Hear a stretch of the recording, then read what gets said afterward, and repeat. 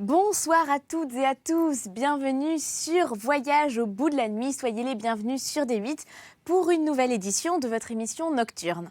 Alors ce soir c'est un voyage en compagnie de Balzac que nous allons poursuivre, et nous allons découvrir deux nouvelles de Balzac qui sont Sarrasine et Gambara. Alors Sarrasine, Laura vient de la terminer et du coup moi je vais prendre le relais et poursuivre un petit peu sur cette nouvelle donc, qui s'intitule Gambara.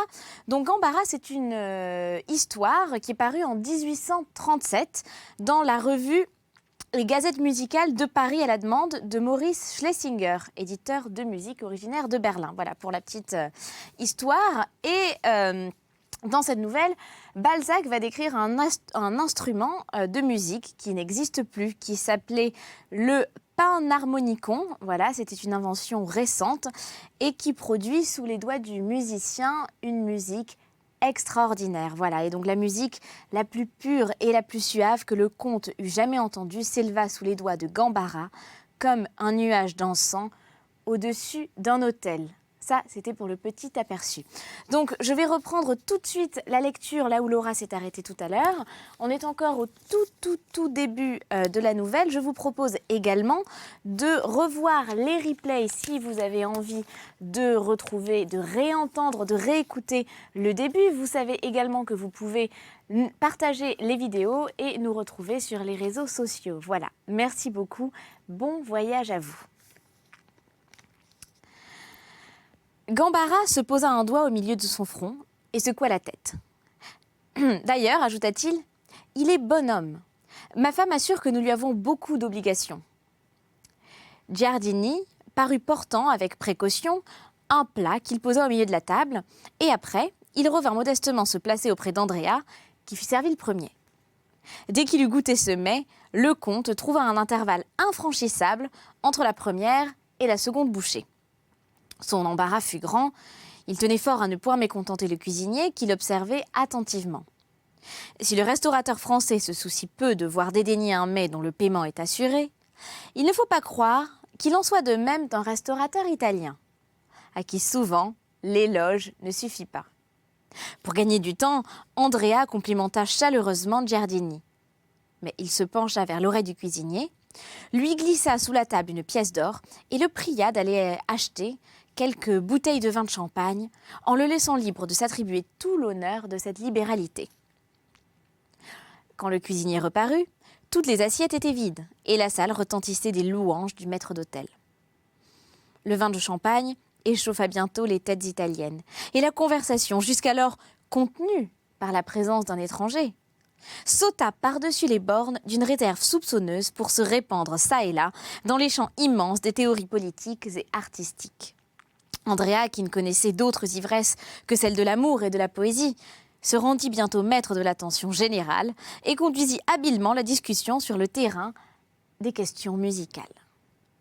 « Veuillez m'apprendre, monsieur, dit-il au faiseur de contredanse, comment le Napoléon des petits airs s'abaisse à détrôner Palestrina, Pergolèse, Mozart, pauvres gens qui vont plier bagages aux approches de cette foudroyante messe de mort. »« Monsieur, dit le compositeur, un musicien est toujours embarrassé de répondre quand sa réponse exige le concours de 100 exécutants habiles.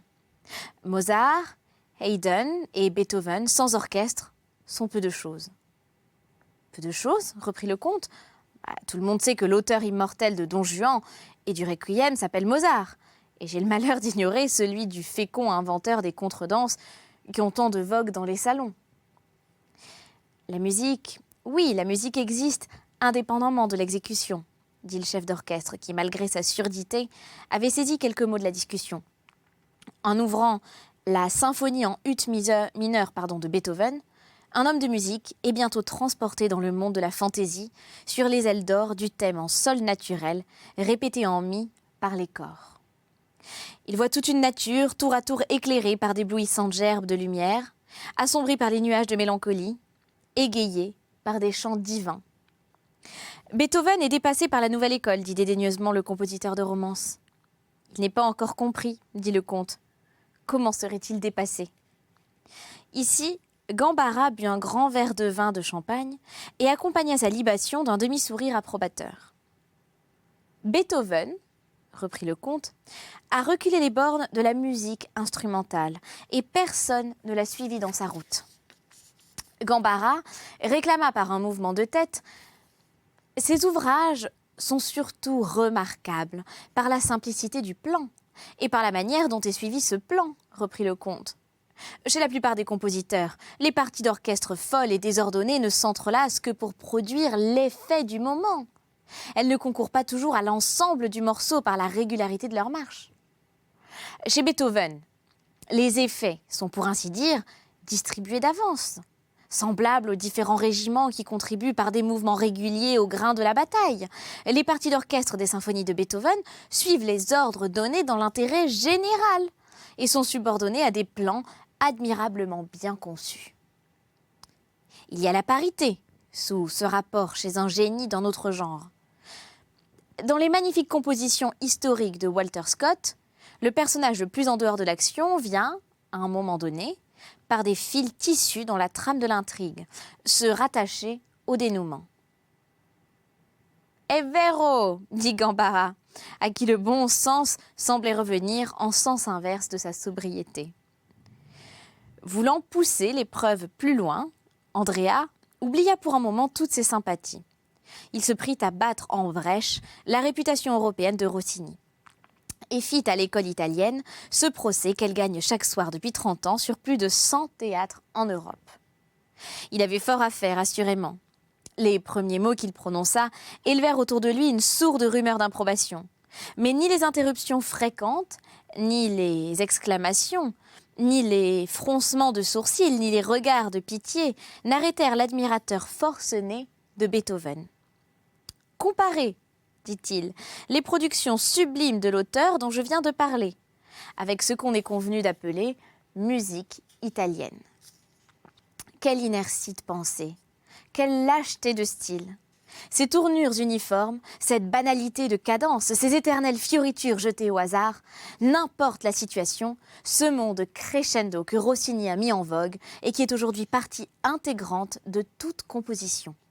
Enfin, ces rossignolades forment une sorte de musique bavarde, caillette, parfumée, qui n'a de mérite que par le plus ou moins de facilité du chanteur et la légèreté de la vocalisation. L'école italienne a perdu de vue la haute mission de l'art. Au lieu d'élever la foule jusqu'à elle, elle est descendue jusqu'à la foule. Elle n'a conquis sa vogue qu'en acceptant des suffrages de toutes mains, en s'adressant aux intelligences vulgaires qui sont en majorité. Cette vogue est un escamotage de carrefour. Enfin, les compositions de Rossini, en qui cette musique est personnifiée, ainsi que celles des maîtres qui procèdent plus ou moins de lui, me semblent dignes tout au plus d'amasser dans les rues le peuple autour d'un orgue de barbarie et d'accompagner les entrechats de Polichinelle. J'aime encore mieux la musique française, et c'est tout dire. Vive la musique allemande, quand elle sait chanter, ajouta-t-il à voix basse. Cette sortie résuma une longue thèse dans laquelle Andrea s'était soutenu pendant plus d'un quart d'heure dans les plus hautes régions de la métaphysique, avec l'aisance d'un somnambule qui marche sur les toits. Vivement intéressé par ces subtilités, Gambara n'avait pas perdu un mot de toute la discussion. Il prit la parole aussitôt qu'Andrea parut l'avoir abandonné. Et il se fit alors un mouvement d'attention parmi tous les convives, dont plusieurs se disposaient à quitter la place. « Vous attaquez bien vivement l'école italienne, reprit Gambara fort animé par le vin de champagne, ce qui d'ailleurs m'est assez indifférent. Grâce à Dieu, je suis en dehors de ces pauvretés plus ou moins mélodiques. Mais un homme du monde montre peu de reconnaissance pour cette terre classique, d'où l'Allemagne et la France tirèrent leurs premières leçons. Pendant que les compositions de Carissimi, Cavalli, Scarlatti, Rossi s'exécutaient dans toute l'Italie, les violonistes de l'Opéra de Paris avaient le singulier privilège de jouer du violon avec des gants. Lully, qui étendit l'empire de l'harmonie et le premier classa les dissonances, ne trouva à son arrivée en France qu'un cuisinier et un maçon qui eussent des voix et l'intelligence suffisantes pour exécuter sa musique. Il fit un ténor du premier et métamorphosa le second en basse-taille. Dans ce temps-là, l'Allemagne, à l'exception de Sébastien Bach, ignorait la musique. « Mais, monsieur, dit Gambara, du ton humble d'un homme qui craint de voir ses paroles accueillies par le dédain ou par la malveillance, quoique jeune, vous avez longtemps étudié ces hautes questions sur l'art, sans quoi vous ne les exposeriez pas avec tant de clarté. » Ce mot fit sourire une partie de l'auditoire qui n'avait rien compris aux distinctions établies par Andrea.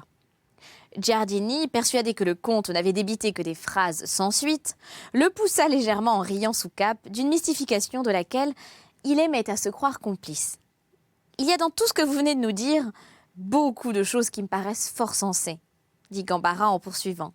« Mais prenez garde, votre plaidoyer en flétrissant le sensualisme italien me paraît incliné vers l'idéalisme allemand, qui n'est pas une moins funeste hérésie.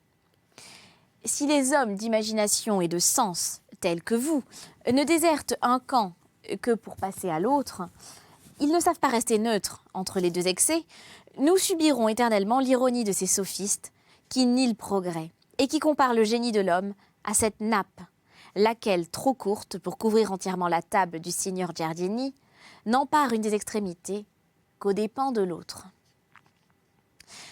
Giardini bondit de sa chaise comme si un taon l'avait piqué, mais une réflexion soudaine le rendit à sa dignité d'amphitryon.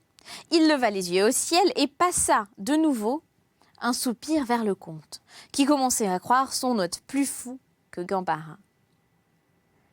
Cette façon grave et religieuse de parler de l'art intéressait le Milanais au plus haut point.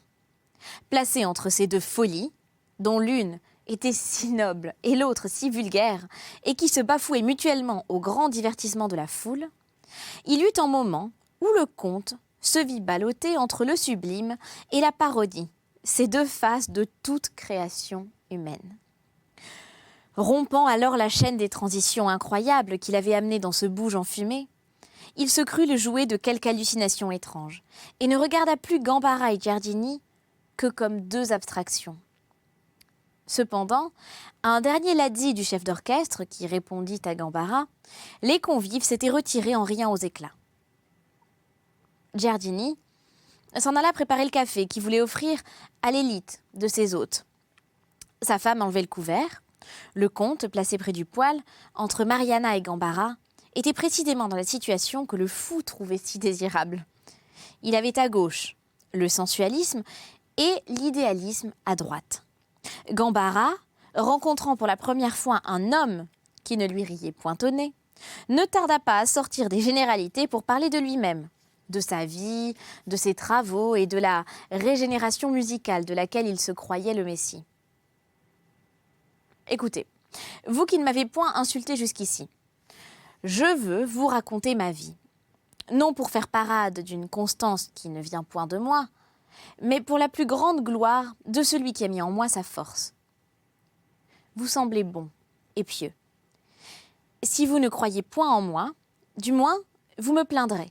La pitié est de l'homme, la foi vient de Dieu. » Andrea, rougissant, ramena sous sa chaise un pied qui effleurait celui de la belle Mariana et concentra son attention sur elle tout en écoutant Gambara. « Je suis né à Crémone, d'un facteur d'instruments, assez bon exécutant, mais plus fort compositeur, reprit le musicien.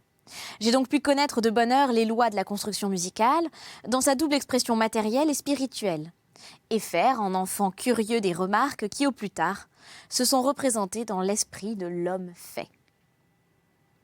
Les Français nous chassèrent, mon père et moi. De notre maison, oui, nous fûmes ruinés par la guerre. Dès l'âge de 10 ans, j'ai donc commencé la vie errante à laquelle ont été condamnés presque tous les hommes qui roulèrent dans leur tête des innovations d'art, de science ou de politique. Le sort ou les dispositions de leur esprit, qui ne cadrent point avec les compartiments où se tiennent les bourgeois, les entraînent providentiellement sur les points où ils doivent recevoir leur enseignement.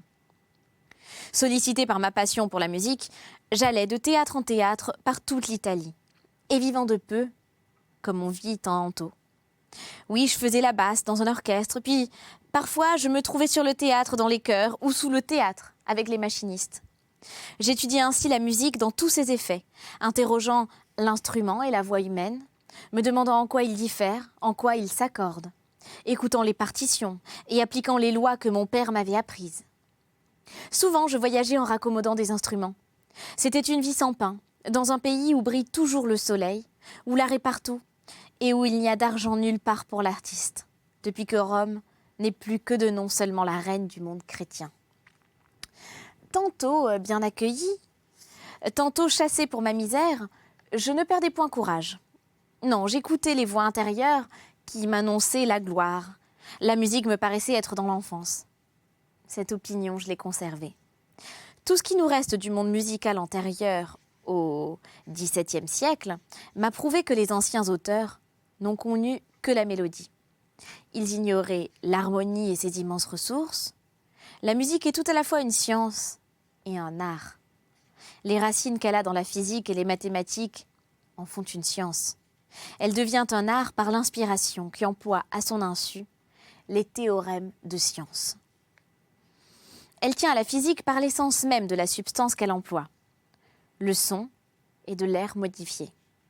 L'air est composé de principes, lesquels trouvent sans doute en nous de principes analogues qui leur répondent, sympathisent et s'agrandissent par le pouvoir de la pensée. Ainsi, l'air doit contenir autant de particules d'élasticité différentes et capable d'autant de vibrations de durées diverses qu'il y a de tons dans les corps sonores.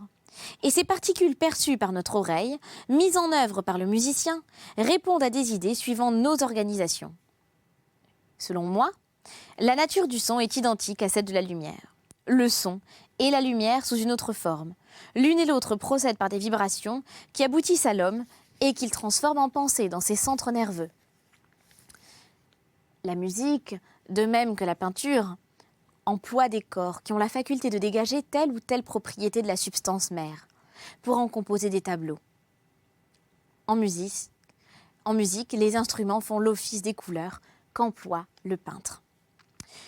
Du moment où tous sont produits par un corps sonore et toujours accompagné de sa tierce majeure et de sa quinte, qu'il affecte des grains de poussière placés par un parchemin tendu, de manière à y tracer des figures d'une construction géométrique toujours les mêmes, suivant les différents volumes du son, régulières quand on fait un accord et sans forme exacte quand on produit des dissonances. Je dis que la musique est un art tissu dans les entrailles mêmes de la nature. La musique obéit à des lois physiques et mathématiques. Les lois physiques sont peu connues. Les lois mathématiques le sont davantage. Et depuis qu'on a commencé à étudier leurs relations, on a créé l'harmonie à laquelle nous avons dû Haydn, Mozart, Beethoven et Rossini. Beaux génies qui certes ont produit une musique plus perfectionnée que celle de leurs devanciers, Jean dont le génie d'ailleurs est incontestable. Non, les vieux maîtres chantaient au lieu de disposer de l'art et de la science. Noble alliance qui permet de fondre en un tout les belles mélodies et la puissante harmonie. Or, si la découverte des lois mathématiques a donné ces 4 grands musiciens, où n'irions-nous pas si nous trouvions les lois physiques, en vertu desquelles nous rassemblons, en plus ou moins grande quantité, suivant des proportions à rechercher, une certaine substance éthérée, répandue dans l'air et qui nous donne la musique aussi bien que la lumière, les phénomènes de la végétation aussi bien que ceux de la zoologie, comprenez-vous ? Ces lois nouvelles armeraient le compositeur de pouvoirs nouveaux en lui offrant des instruments supérieurs aux instruments actuels. Et peut-être, une harmonie grandiose comparée à celle qui régit aujourd'hui la musique. Si chaque son modifié répond à une puissance, il faut la connaître pour marier toutes ces forces d'après leurs véritables lois. Les compositeurs travaillent sur des substances qui leur sont inconnues. Pourquoi l'instrument de métal et l'instrument de bois, le basson et le cor se ressemblent-ils si peu tout en employant les mêmes substances, c'est-à-dire les gaz constituant l'air ? Leur dissemblance procède d'une décomposition quelconque de ces gaz ou d'une appréhension des principes qui leur sont propres et qu'ils renvoient modifiés en vertu de facultés inconnues. Si nous connaissons ces facultés, la science et l'art y gagneraient. Ce qui étant la science étant l'art, eh bien, ces découvertes, je les ai flairées. Je les ai faites, oui. Oui, dit Gambara en s'animant, jusqu'ici, l'homme a noté plutôt les effets que les causes. S'il pénétrait les causes, la musique deviendrait le plus grand de tous les arts. N'est-il pas celui qui pénètre le plus avant dans l'âme? Vous ne voyez que dans la peinture ce qu'elle vous montre. Vous n'entendez que dans le poète ce qu'il vous dit. La musique va bien au-delà. Ne forme-t-elle pas votre pensée? Ne réveille-t-elle pas des souvenirs engourdis? Voici 1000 âmes dans une salle. Un motif s'élance du gosier de la pasta, dont l'exécution répond bien aux pensées qui brillaient dans l'âme de Rossini quand il écrivit son air. La phrase de Rossini transmise dans ses âmes y développe autant de poèmes différents. À celui-ci se montre une femme longtemps rêvée. À celui-là, je ne sais quelle rive le long de laquelle il a cheminé, et dont les saules traînants, l'onde claire et les espérances qui dansaient sous les berceaux feuillus lui apparaissent. Cette femme se rappelle les 1000 sentiments qui la torturèrent pendant 1 heure de jalousie. L'une pense aux vœux non satisfaits de son cœur et se peint, avec les riches couleurs du rêve, un être idéal à qui elle se livre en éprouvant les délices de la femme, caressant sa chimère dans la mosaïque romaine. L'autre songe que le soir même, elle réalisera quelques désirs et se plonge par avance dans le torrent des voluptés en recevant les ondes bondissant sur sa poitrine en feu. La musique seule a la puissance de nous faire rentrer en nous-mêmes, tandis que les autres arts nous donnent des plaisirs définis. Mais je m'égare. Telles furent mes premières idées, bien vagues, car un inventeur ne fait d'abord qu'entrevoir une sorte d'aurore. Je portais donc ces glorieuses idées au fond de mon bissac. Elles me faisaient manger gaiement la croûte séchée que je trempais souvent dans l'eau des fontaines. Je travaillais, je composais des airs, et après les avoir exécutés sur un instrument quelconque, je reprenais mes courses à travers l'Italie. Enfin, à l'âge de 22 ans, je vins habiter Venise, où je goûtais pour la première fois le calme, et me trouvais dans une situation supportable. J'y fis la connaissance d'un vieux noble vénitien à qui mes idées plurent, qui m'encouragea dans mes recherches et me fit employer au théâtre de la Fenice. La vie était à bon marché, le logement coûtait peu. J'occupais un appartement dans ce palais Capello d'où sortit un soir la fameuse Bianca et qui devint grande duchesse de Toscane. Je me figurais que ma gloire inconnue partirait de là pour se faire aussi couronner quelques jours. Je passais les soirées au théâtre et les journées au travail. J'eus un désastre. La représentation d'un opéra dans la partition duquel j'avais essayé ma musique fit fiasco. On ne comprit rien à ma musique des martyrs. Donner du Beethoven aux Italiens, ils n'en sont plus. Personne n'avait la patience d'attendre un effet préparé par des motifs différents que donnait chaque instrument, et qui devait se rallier dans un grand ensemble. J'avais fondé quelques espérances sur l'opéra des martyrs, car nous nous escomptons toujours le succès. Nous autres, amants de la bleue déesse, l'espérance. Quand on se croit destiné à produire de grandes choses, il est difficile de ne pas les laisser pressentir. Le boisseau a toujours des fentes par où passe la lumière. Dans cette maison se trouvait la famille de ma femme et l'espoir d'avoir la main de Mariana, qui me souriait souvent de sa fenêtre. Oui, cet espoir-là avait beaucoup contribué à mes efforts. Je tombais dans une noire mélancolie, mesurant la profondeur de l'abîme où j'étais tombée, car j'entrevoyais clairement une vie de misère, une lutte constante, où devait périr l'amour. Mariana fit comme le génie. Elle sauta pieds joints par-dessus toutes les difficultés. Je ne vous dirai pas le peu de bonheur qui dora le commencement de mes infortunes. Épouvantée de ma chute, je jugeai que l'Italie, peu compréhensive et endormie dans les ronflons de la routine, n'était point disposée à recevoir les innovations que je méditais. Je songeais donc à l'Allemagne. Et on va s'arrêter là, vous l'avez compris, c'est déjà la fin de cette lecture, mais on se retrouve très vite pour un voyage jusqu'au bout de la nuit sur D8. Merci d'être avec nous encore et fidèle comme jamais. Je vous souhaite une excellente soirée, une très bonne journée si vous venez de vous lever ou une très bonne nuit si vous allez vous coucher. Merci, à très bientôt.